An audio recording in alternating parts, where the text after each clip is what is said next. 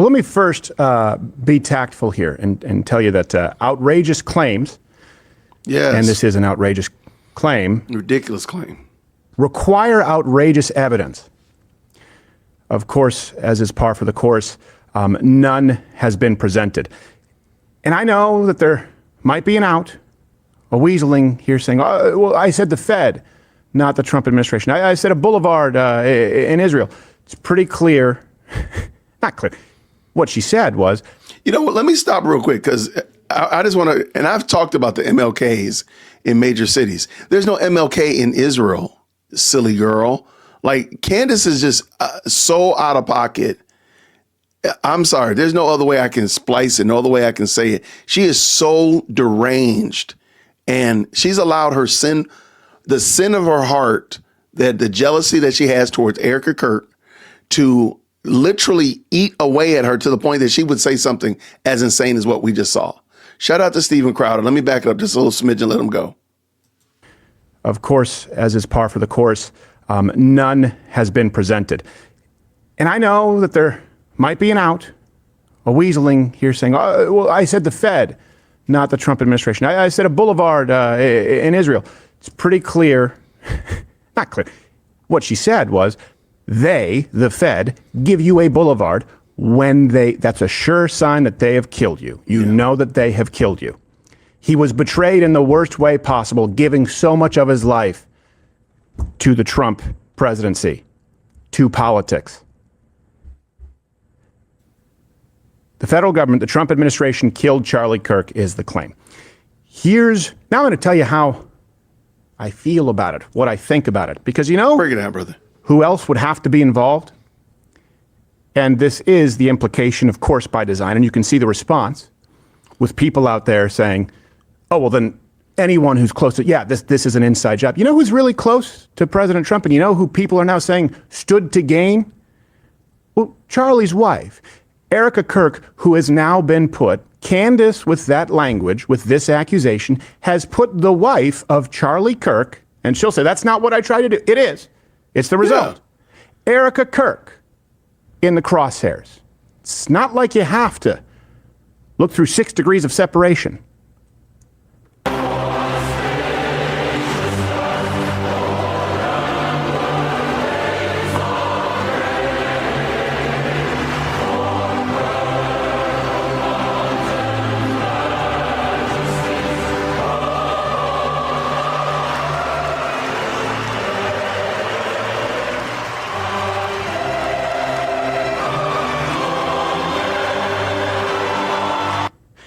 And you can see post after post and article after article with both Kirks, but certainly Erica praising, thanking President Trump, discussing how important his support has been. So if the Trump administration, if the Fed killed Charlie Kirk, look, there's no middle ground here right now. Absolutely. Either Erica Kirk is evil and was in on it, or Candace Owens is an evil cunt. I hope I'm being really clear about that. Absolutely. Shout out to Steven Crowder. I can't disagree. There's no way to make this anything more than what Candace has been saying. And please, if you're a Candy, please understand you've been bamboozled. She is doing this. We're not just concocting this up. We're not just making these stories up out of whole cloth. She's doing that in 4K. You're just not paying attention to her. I'm sorry. You're just not paying attention. You're allowing her to play in your face, and then you come over here and yell at us saying that she didn't say that, she didn't do. But she did, though. But she really did. And you really are not paying attention. And again, it's not even like some Gnostic knowledge or you got to have some deep esoteric view. Just listen to what she says. About the whole, I mean, come on. How would you take that any other way would be my question. Well, how would you take that any other way? It makes no sense at all. But also, you know what else doesn't make sense to me? How people have just taken this big, huge snort of copium that Candace Owens and Charlie Kirk were friends to the very end. What is your evidence to that? What is your evidence? Were they on each other's shows? Did they ever co-chair with one another? Anything like that, where you could say, oh yeah, they were thick as thieves. If this had happened to Candace, Charlie would be crashing out just like Candace is doing right now. Where's your evidence to that? What is your proof that I could read or I could see? Send me a clip, JWhitC@gmail.com. Like, oh man, this is a great example of them being thick as thieves. Because I don't believe that they were. I don't believe that they were at all. I'll be honest with you. I do believe that Candace was showing this anti-Semitic behavior, this completely unhinged, caught up in what's going on in the Middle East and not worried about other things. It became all encompassing. Dare I say she became obsessed with it. And Charlie did, in my opinion, does actually separate himself from her.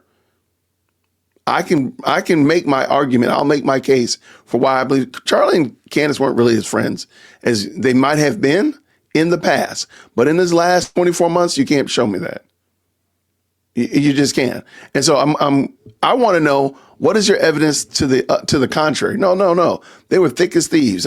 They were at each other's wedding. That was 6 years ago. They were at each other. They did something or other at TP USA. Okay, but that was multiple years ago. Oh, well, she was on stage on the 24th, but she wasn't with Charlie. Show me where, anywhere, shape, or form, where you can say, this is my example. This is my evidence that they were really, truly best friends like this. I don't think you can. Matter of fact, I know you can't. I know you can't. But JWhitC@gmail.com, feel free. Don't send me foolishness. Don't send me, again, she was on stage at TPUSA. Okay. Oh, she's on the TPUSA website. Okay. Show me evidence that they were together thick as thieves. And then better question is, even in that, ask Candace, where is her evidence that they were thick as thieves? Where is it? Where is it? Don't take it at face value. Say, hey, I want to believe you because, this guy's talking loud down in Atlanta in his office outside his kitchen. And I want to believe you, but what is the evidence that you and Charlie were thick as thieves? Where's the text messages? Where's the emails? Where's the DMs or anything of that nature that y'all were hanging out, going on vacation together and stuff like that we don't see? Show us that. If you're a Candy, you have to ask her to do that. You have to. And the reason I want you to point that out is because I don't believe that they were really that close of friends.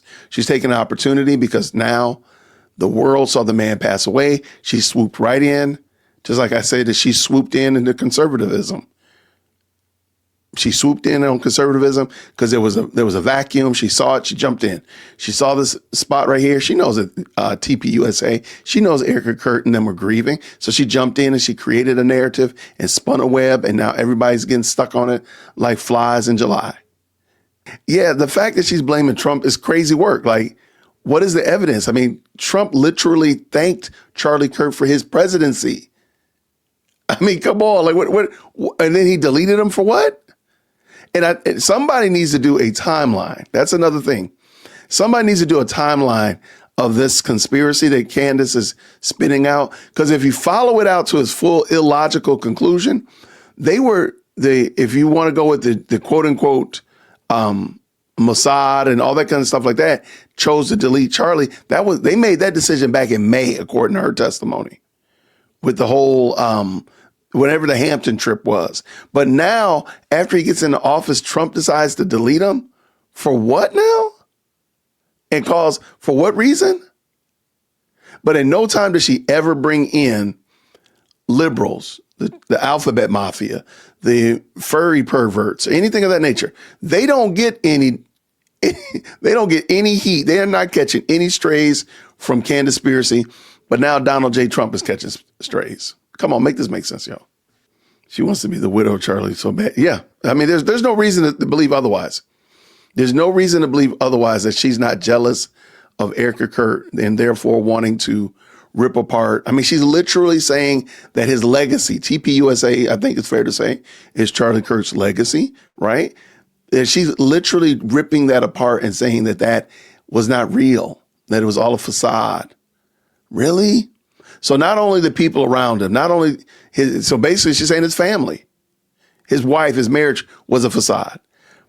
Y'all, this one, and with no evidence, there is not one shred of evidence that she's shown that somebody can independently read and say, hey, I get that. That makes sense. Thank you so much for tuning in to another episode of the JWhit Podcast. If you enjoyed today's show, please do me a favor and hit me up with that 3-piece special. Like the video, subscribe, and of course, share it with somebody who would also enjoy this type of content. And make sure you leave a comment because I do pin the best comments to the top. So thank you so much for tuning in today. And until next time, everybody, grace and peace.